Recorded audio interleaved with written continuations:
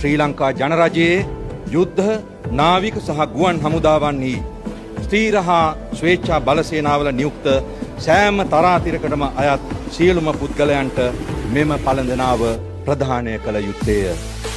සෑම පළඳනා ලාභියෙකුටම තම නමට පසුව PWV යන අක්ෂර නාමය භාවිතා කිරීමට හිමිකම් ඇත්තේ.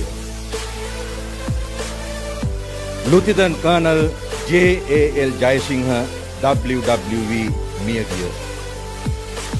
ත්‍රස්තවාදී නායකයින් විනාශ කිරීමේ අරමුණින් ස්ථානගත කළ විශේෂ බලකායේ දිගුදුර මෙහෙයුම් කණ්ඩායමක නිලධාරී අණදෙන වූ එවකට මේජර් JAL ජයසිංහ තම කණ්ඩායම සමග සතුරු ආරක්ෂක වළල්ල තුලින් 2008 නොවැම්බර් 20 දින ඔඩ්ඩු සුඩාන් සතුරු භූමියට සූක්ෂම ලෙස ඇතුළු වී කිලෝමීටර් 40ක් පමණ දුරක් සතුරු භූමිය තුලට රහසේ ගමන් කොට මාන්කුලම් සිට ඔඩ්ඩු සුඩාන් දක්වා දිවෙන මාර්ගය අසලදී ක්‍රියාන්විත සැලසුම දියත් කරන ලදී.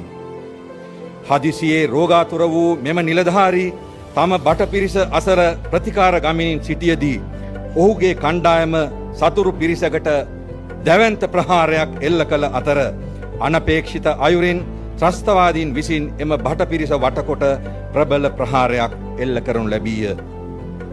අසනීප තත්ත්වය මත මෙම ප්‍රහාරයෙන් මිදී පසුබෑමට අවකාශ තිබුණද මෙම අභීත නිලධාරියා එම අසනීප තත්ත්වය පසෙකලා නිර්භය යුද නායකයෙකු ලෙස වහා තම කණ්ඩායම සමග එක්ව සතුරා වෙත ප්‍රහාර එල්ල කරන ලදී.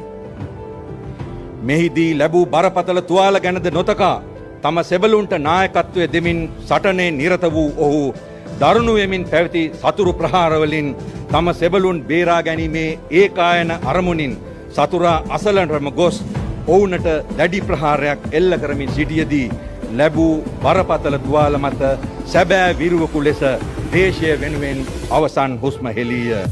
ලක් මාතාවගේ අභීත සෙන්පතියෙකු වූ විශේෂ බලකායේ නිලධාරී 64312 ලුතිතන් කර්නල් JAL ජයසිංහ WWV නම් වූ මෙම දේශයේ පුතණුවන් ඔහුගේ මෙම වික්‍රමාන්විත මෙහෙවර වෙනුවෙන් පරමවීර විභූෂණයෙන් පිදුම් ලබන්නේය.